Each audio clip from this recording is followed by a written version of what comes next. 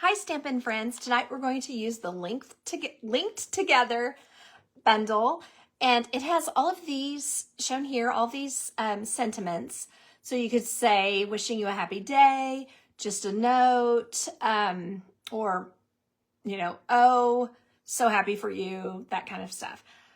So these things could also be cut out, of course, and you could go for that style with this. But my favorite part of the bundle, I guess you'd say, is the variety. Now this has paper still in it. The variety of shapes in the dies. I want to show you this card that we made, or similar. I basically just gave everyone the Shy Shamrock card base and let them cut whatever color they wanted for some of these things. And so everyone's was a little bit different. So this is wishing you the best birthday. And of course, it opens up and you can sign inside. And this is the celebration paper. So it's like the blooming impressions, sorry about that. And any of the paper in this 12 by 12 pack would be fun with this. What I like is how it looks like some of these shaped flowers are in the paper. So that's super cute to me. It also comes with some masks so that you can create some either texture or you can make shadows. So that is a lot of fun to look at. So let's go ahead and get started and see what we can come up with. Okay, so what I wanted to do first was just kind of show you this. And there are so many different patterns and different layers. This is probably the thinnest one. And then there are shadow pieces here.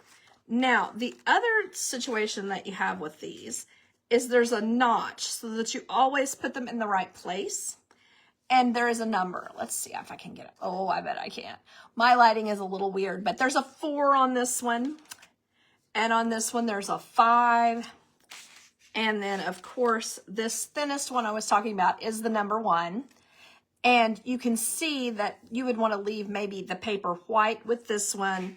And then as you go, you can add more or maybe not add any. Maybe you just want to go straight with 1 and 5 because that could be a look, with just this inside here. Whoops, I have it upside down. See, they put those notches on there so people like me can't mess it up.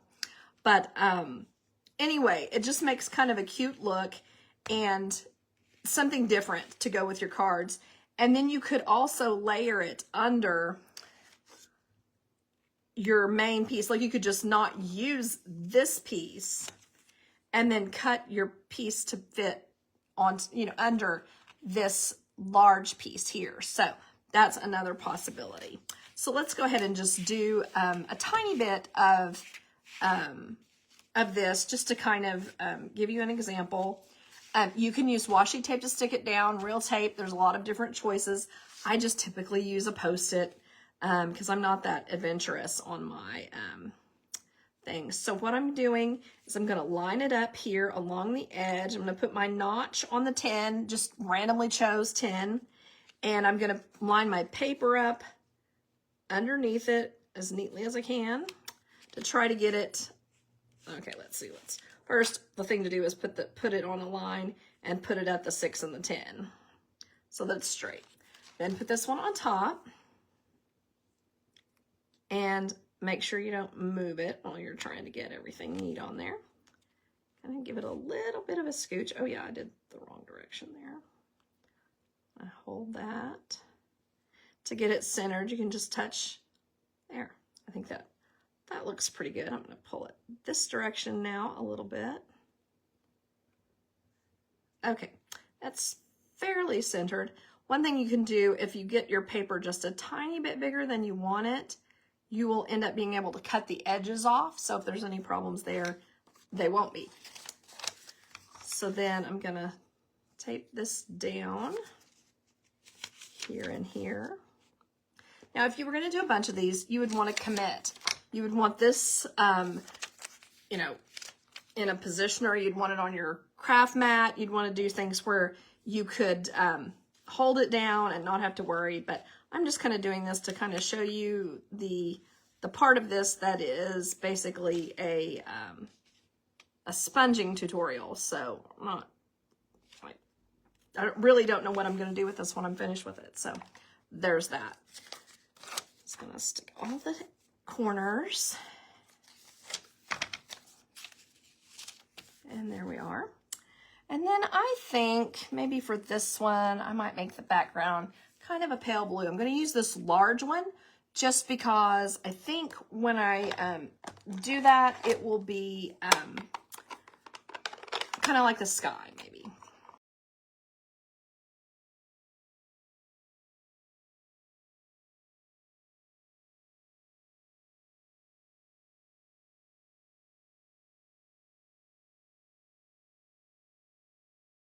So hopefully, I can't tell, but hopefully I've made it, I was trying to make it where certain places were bluer than others, but who knows? Okay, so now that I'm finished with that, I'm going to just pop it up. And then the way we talked about this, I'm just going to put this one here and line these guys. I'm going to stick this down now. Under here, just catching a corner,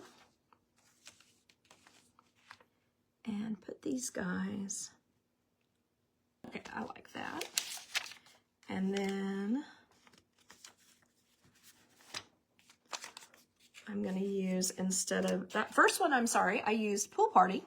Now I'm going to use Lost Lagoon, and I'm going to get the smaller brush. Because I think down in these tiny spots, it might be easier.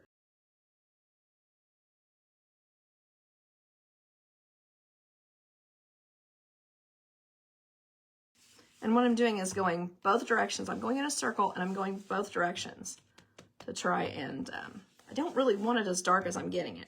But what I'm trying to do is allow the color to be even by going back and forth. You can certainly go back and forth and then go this way. Just kind of, it seems to me like it's easier on my hands if I go in a circle.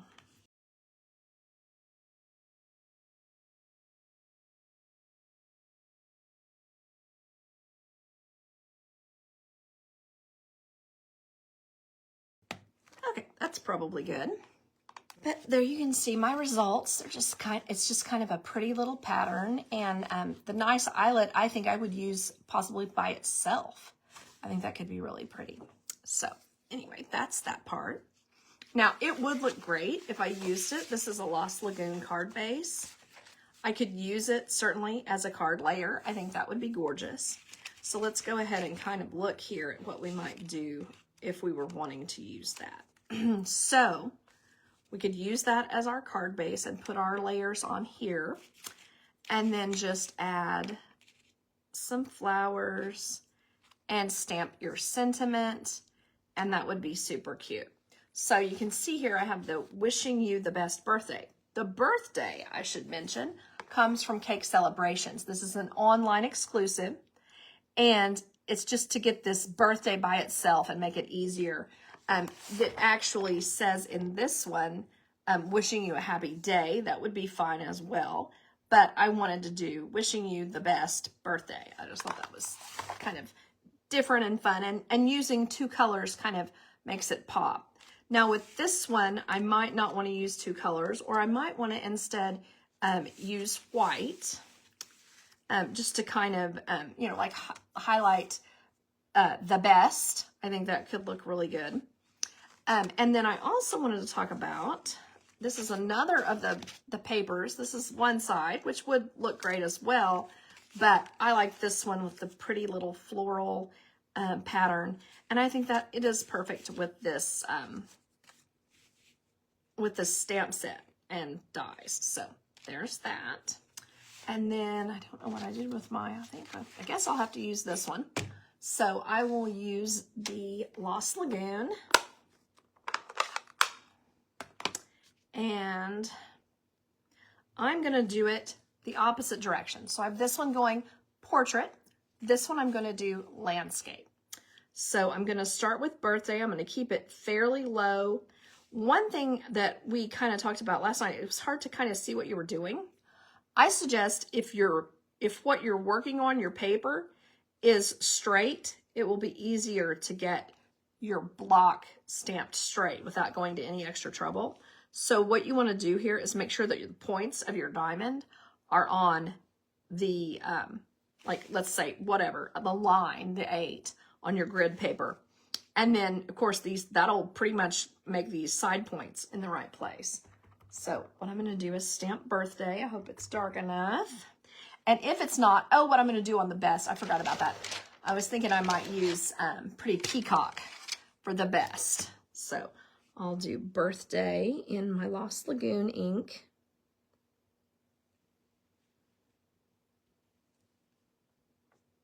And then I'll do Wishing You also in Lost Lagoon. And it's so nice. I really like how these fonts are. This font is just like a typeface font, and then this is like a script. And the best is like that as well. So I'm trying to line this up and make sure that I have my Wishing You at kind of even across the top there. So there is Wishing You and birthday. And then I'm going to straighten this back up because I do think that helps to keep, if you're just eyeballing it, it helps you keep track of what you're doing. And then here's the best.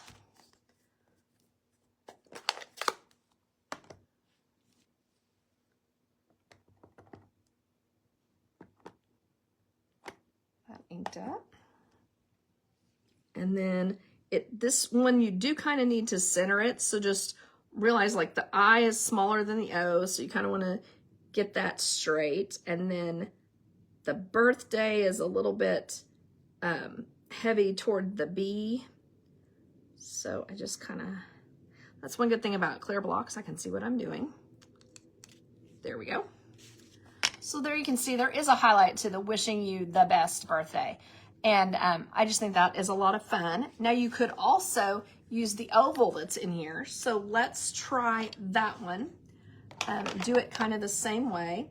What did I do with Wishing You? Here it is. Another thing I think helps is doing the Wishing You first. I don't know why I didn't do it that way, but it can kind of help you see what you're doing on the rest of the things because they're script and the Wishing You is not.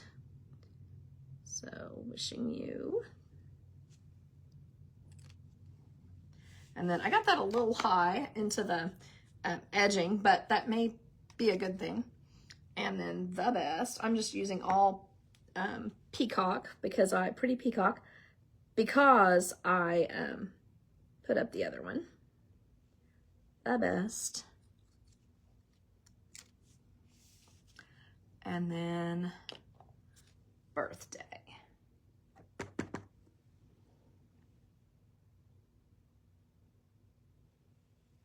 And remember, this birthday is in birthday celebrations online. So there you can see, Wishing You the Best birthday. So that one would be cute on there as well. So let's go ahead and put together this card. And, oh, I was going to show you also. This is one of the things with where I was talking about getting it straight. This next card I'm going to do will be in white, like for a wedding card. So it says Wishing You a Lifetime of Love. So what I did first was I had stamped a Lifetime of Love, and I was trying to line it up in these points. And the Wishing You is great, but then it's not great with the A Lifetime of Love. But when you do the Wishing You first and line it up on these points, it makes it a lot easier to line up the rest of your card. So that was kind of my proof that what I was saying was working for me. So let's get our adhesive and go ahead and put this card together.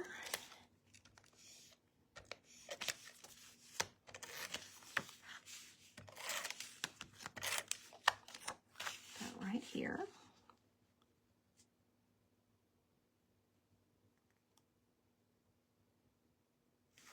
Oops. That was funny. I tried to stick it down and it moved.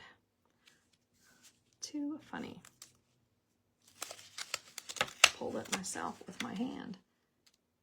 Okay, well, one thing that'll help is just get it where I can see the edge better, not the part that's on the inside.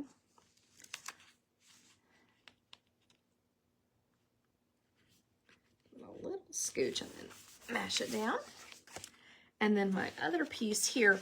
Now you could make it where you had 2 pieces here, but I like to just tuck that in there.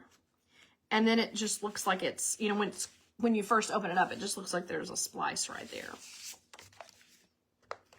And what this is an 8.5 by 11 piece of paper cut at, let me tell you, I should have done that earlier.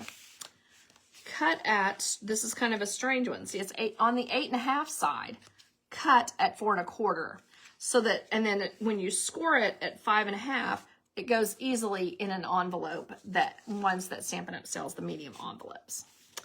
Okay, so I'm gonna pop this on here. I'm not really worrying about which end is up because I could have worried about it. I could have said, oh, I want to make sure that my pieces match here, but that wasn't really my main goal. I was thinking about putting a piece behind it. That's a little wide, but a piece behind it that is just white.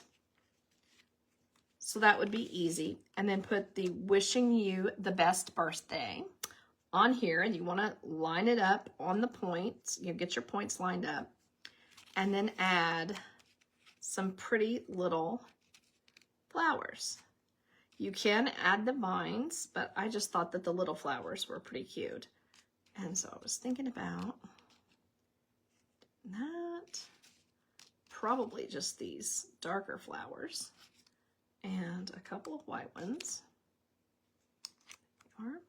Then what I would do is use some white centers on the blue ones and blue centers on the white ones. You could also layer them like that, and then they'll kind of pop and then have the lighter color in the center. Or you can just use the darker colors. Put that all on there.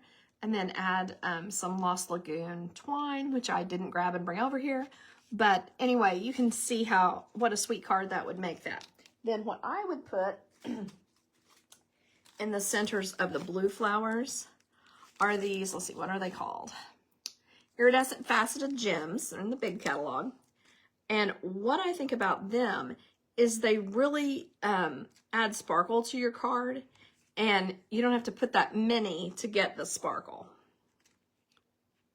So yeah, just kind of like that. Very simple. And then for my, I mean, you could use any circle we have, but for the other one, I think I'm going to grab, let's see. Oh, maybe I am. Too funny. I wanted some Pool Party or Lost Lagoon, whichever one they want to call it. So they're not helping me out. Let's put these little small pieces on there. And of course, I would glue these down with something.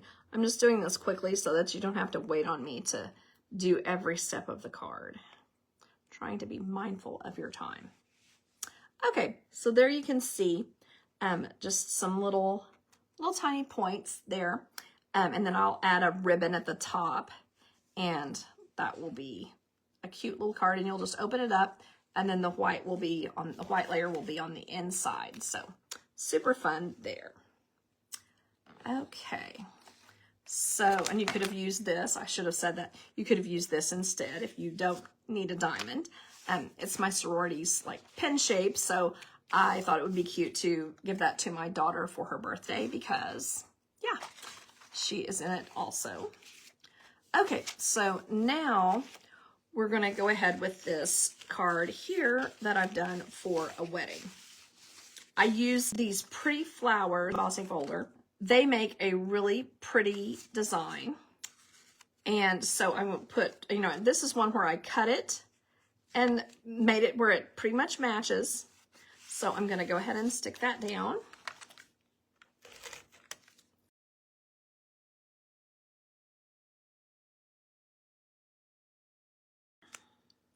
Oops. Little scoot that direction.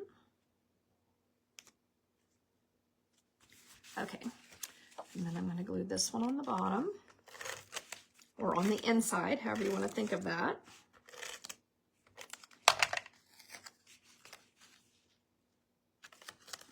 this way. And on this one, you don't need a liner since I'm using the Whisper White thick card base. So there you can see that. And then on this one, what I kind of imagined was layering this on a slightly larger piece of white, like this. And then, hold on just a second, I'm going to go ahead and glue this partially down. Okay. I don't want to get very much adhesive because I don't want to make a mess. So I'm just putting it in the most important spots, kind of along each edge and at each corner.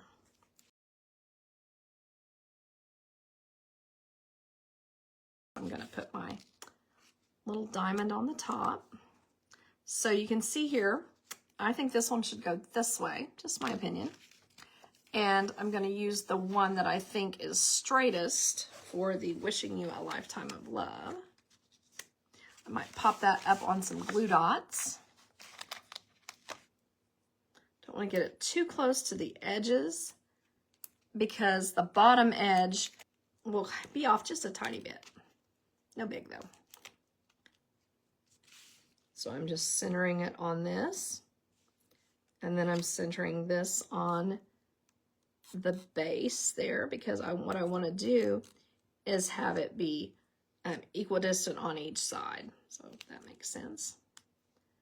And I want my points to line up. And there. Okay. So there you can see that I'm ready to attach it to the top.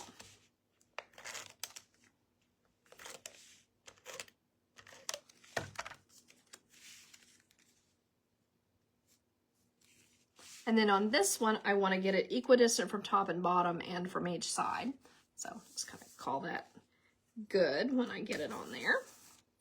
And then now we have the fun of decorating. So probably I would put this little bow. This ribbon is also in the big catalog. Pop it right on there and use a glue dot.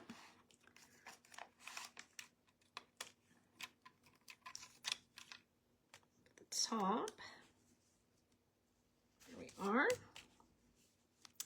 And then we have these small vines, so you can make them look like they're kind of growing up the chain link look, or you can have them growing down onto your focal point piece there. Maybe one going up right there. I think it looks cute to have one going up and one going down. And then you can add a little spritz of floral, kind of just whichever one you prefer because everybody's different. Some of us like the rounded look and some like the daisy look. It could be really cute to add a pop of blue on here. I used, when I stamped this, the Smoky Slate ink, just because I like, it kind of gives it a monochrome look without adding gold. Sometimes we know our friends and we know that they're not necessarily gold people, so you could certainly add gold if you knew that they loved bright blingy type things. So then after I was done with that, I would go ahead and I could add these same bling. You could add pearls. They would be gorgeous. Just add some little small, something to get your attention there. I think I don't care for that. I think I am going to add some, I think we have I don't know. I feel like the pearls or one thing I've started doing, I should show you guys this. I have started putting these are card layers, the 5 1/4 by 4 inch card layer, and all my embellishments in here so that they're easy to find. And if I want to go somewhere and craft somewhere else, I can easily just pick these up and go. Actually, I think these are great. These are the opal rounds, and I think that they will be the perfect, I don't want them to have too much color. I feel like these are reflecting too much color from other places, and I didn't really want that on here. I wanted them to just be Oh yeah, I like that much better. There is still some opalescence to it, but it's not multicolored. It's just still looks like it's clear or white. Okay, so there we go. It was an easy, simple card. I appreciate you all watching, and I hope that you will consider this bundle because I think these dies especially can be useful. I mean, of course, you could use them the way Stampin' Up! Used them on their examples, and just use them on a card without having a fun fold going on. So it would be also cute. So thank you all for watching and have a great weekend. Bye-bye.